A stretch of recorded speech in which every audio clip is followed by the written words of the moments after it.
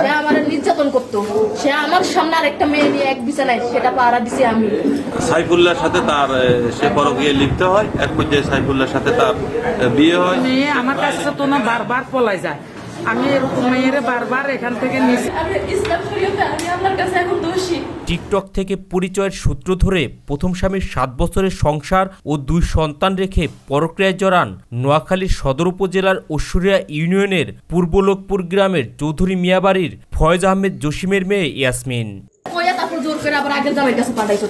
মতিঝিলে চায়ের দোকান করার সুবাদে প্রথমবার প্রেমে পড়েন বরিশালের কাশেম মায়ামাতের ছেলে রাসেলের।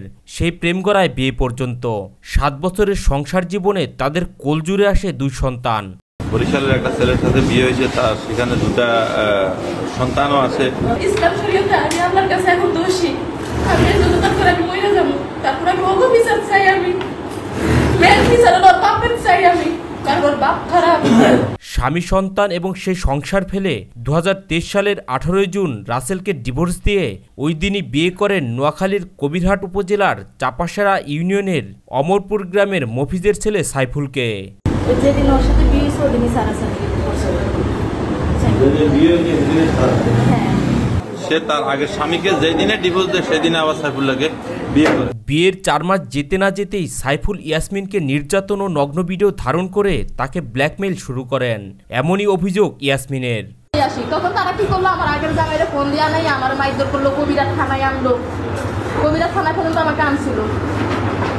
ভাগ্যের নির্মম পরিহাসে আবারও সংসার ভাঙে সাইফুল ও ইয়াসমিনের। দুজনের সম্মতিক্রমে আবারও ডিভোর্সের মুখোমুখি হতে হয় তাদের। এই ডিভোর্সের পর বিয়ে না করে আবারও ফিরে যান প্রথম স্বামী রাসেলের সংসারে। বিয়ের কিছুদিন পর সাইফুল্লাহর সাথে ঘর সংসার করার পরে সে আবার সাইফুল্লাহকে ডিভোর্স দিয়ে তার পূর্বের স্বামীর কাছে সে আবার চলে যায়। সেখানে 10 দিন থাকার পর আবারও ফিরে আসেন দ্বিতীয় স্বামী সাইফুলের কাছে। সাইফুল ইয়াসমিনকে নিয়ে সংসার করতে রাজি না হওয়ায় সেই ন্যায় বিচারের জন্য ছুটে আসেন চাপাসিরা ইউনিয়নে।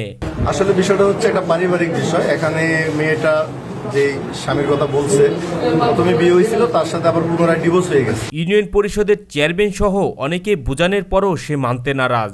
সে ফিরে যেতে চায় তার দ্বিতীয় স্বামী সাইফুলের সংসারে।